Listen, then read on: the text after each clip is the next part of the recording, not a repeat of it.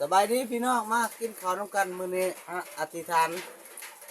ขอบพระคุณพระองค์ทรงพระประทานอาหารในพระรูปในข้าเจ้าวันนี้เพื่อคุณเรื่องความสุขแม่นทุกอย่างเราต้องอธิษฐานก่อนกินข้าวนะเพราะว่าเราขอบคุณ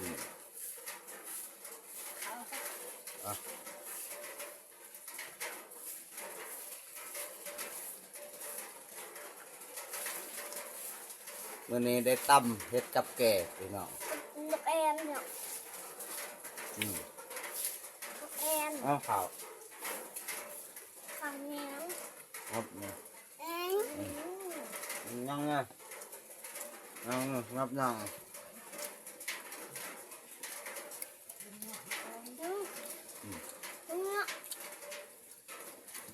กับว่าพักพี่น้อง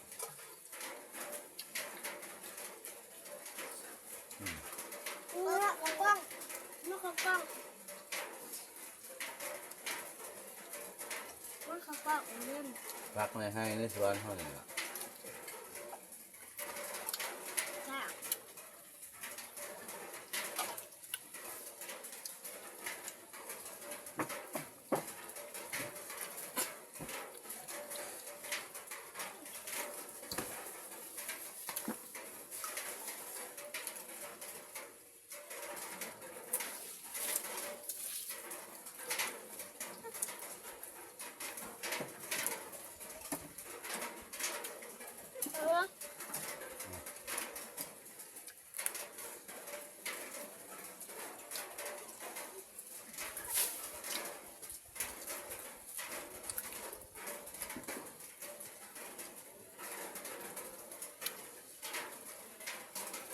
ว่า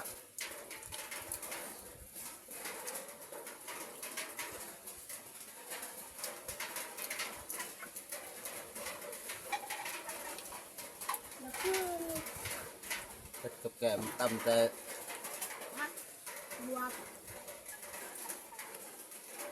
งอกทิ้งใบทิ้งนี่หอม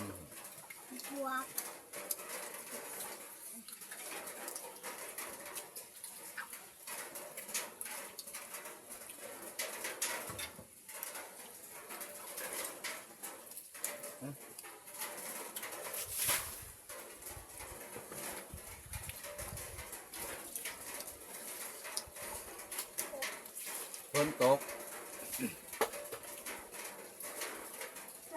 ออกบ่ได้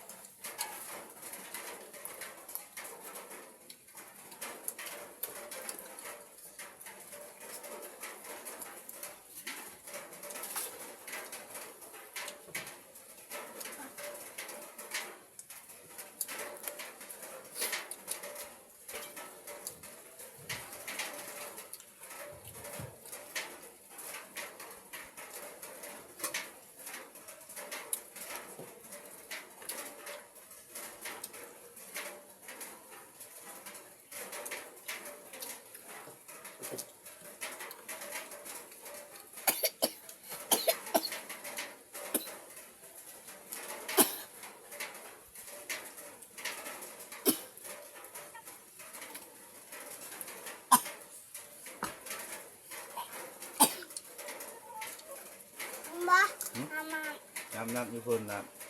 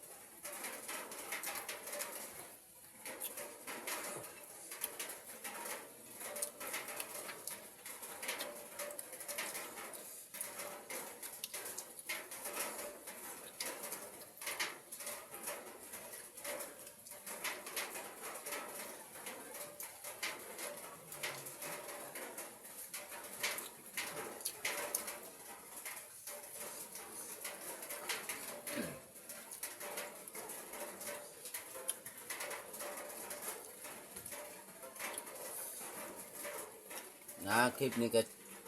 พอสำเร็จพี่น้องกินอิ่มละกินบะเบิดกระเทือละกินเขาวบ่ค่อยหลายกินซ้ำอิ่ม